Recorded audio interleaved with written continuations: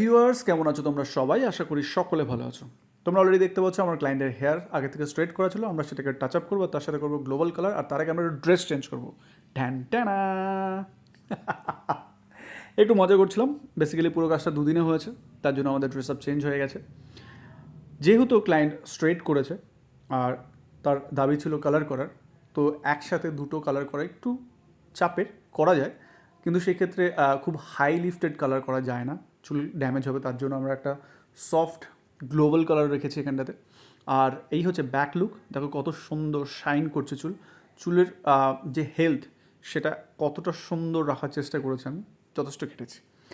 So এই কালারটা ও previous যে হেয়ারের ন্যাচারাল টোন আছে তার সাথে ম্যাচ করে রাখার চেষ্টা করেছি, যাতে হঠাৎ করে কিছু এক্সট্রিম চেঞ্জ না হয়ে যায় আর চুল যেন ড্যামেজ কম হয়।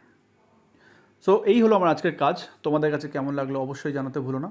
দেখা হবে অন্য কোনো ভিডিওতে, ততক্ষণের জন্য বাই।